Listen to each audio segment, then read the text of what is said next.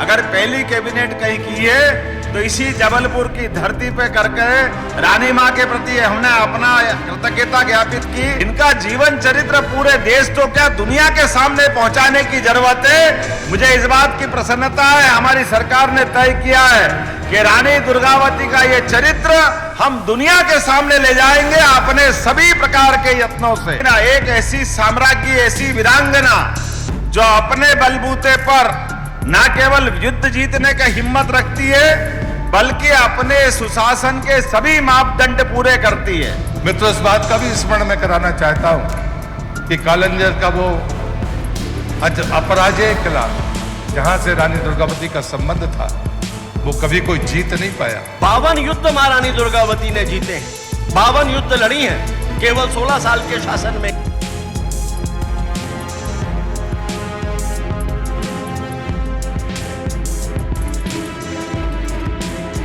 गोंडवाना अंचल की महान शासिका वीरांगना रानी दुर्गावती ने महज 40 साल के अपने जीवन काल में नारी सशक्तिकरण और सुशासन की इबारत लिख दी थी। उनके 461वें बलिदान दिवस पर शासकीय स्तर पर कई कार्यक्रम किए गए। मध्य प्रदेश के मुख्यमंत्री डॉक्टर मोहन यादव जबलपुर पहुंचे, जहां उन्होंने रानी दुर्गावती के समाधि स्थल पहुंचकर उनको नमन किया और इधर जबलपुर में वेटनरी कॉलेज मैदान में एक विशाल आम सभा का आयोजन किया गया। यहाँ मुख्यमंत्री डॉक्टर मोहन यादव की ओर से कई बड़े ऐलान किए गए। इसमें ऐलान किया गया कि जबलपुर के डुमना एयरपोर्ट का नाम रानी दुर्गावती के नाम पर किया जाएगा। साथ ही साथ जबलपुर में बन रहे मध्य प्रदेश के सबसे लंबे फ्लाईओवर का नामकरण भी रानी दुर्गावती के नाम पर होगा।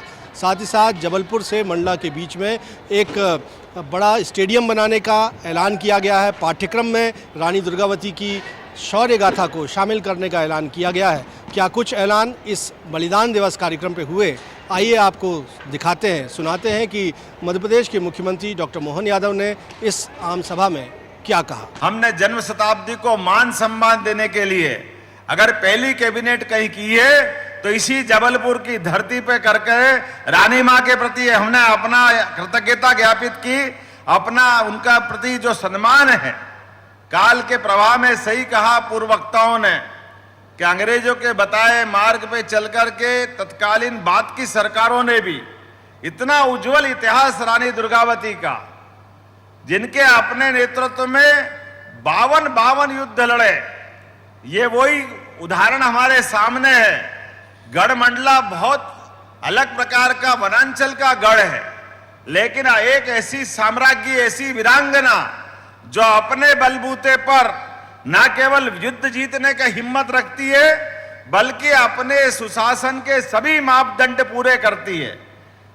जहां जल रचनाओं की, तालाबों की बात आ रही, वीरता की बात आ रही और कई रहस्य भी दबे हुए हैं जिनके लिए समाज के सामने वो रहस्य भी आना चाहिए।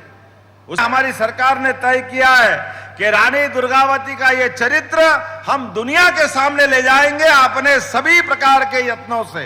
कि 5 अक्टूबर तक जब ये जन्म शताब्दी का समापन होगा तो निश्चित रूप से सरकार के माध्यम से पिछले महीने 3-4 महीने चुनाव में चले गए, लेकिन अब हर महीने कोई न कोई उत्सव होगा जिसके माध्यम से रानी दुर्गावती की गाथा हम क्षेत्र में गाने के लिए क्षेत्र में जागृति फैलाने का काम करेंगे।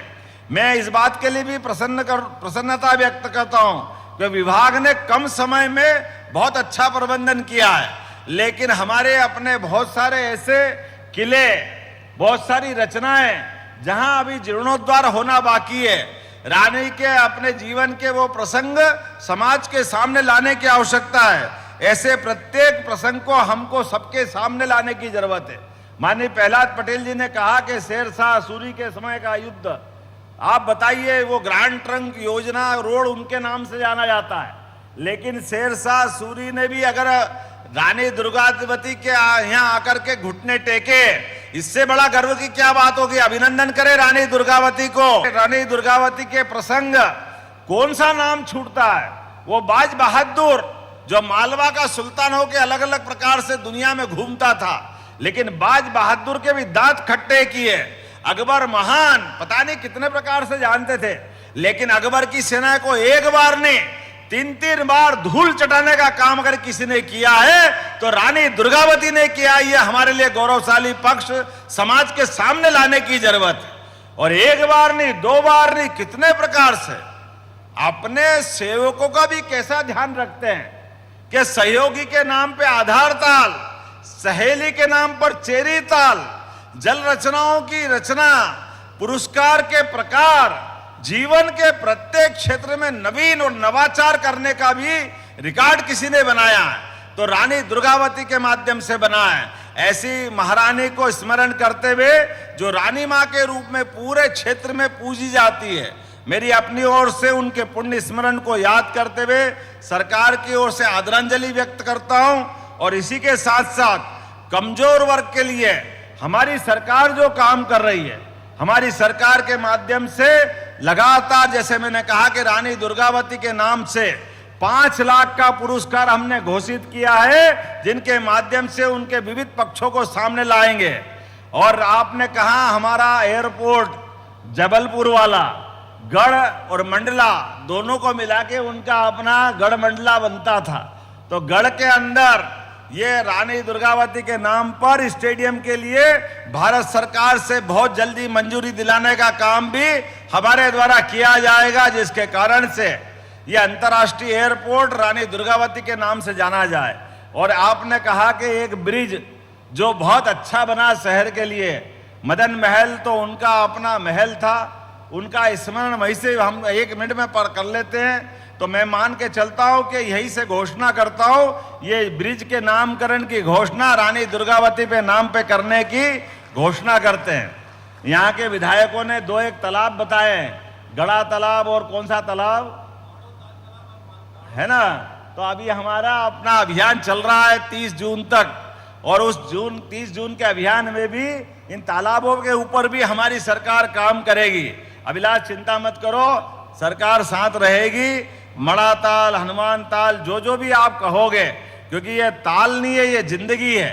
वसुधा के अंदर हम अपने कुछ पुष्प चढ़ाने का अभियान है, इसलिए ये सारी जल रचनाओं पे भी सरकार के द्वारा जो हो सकता है वो जरूर करने का प्रयास करेंगे।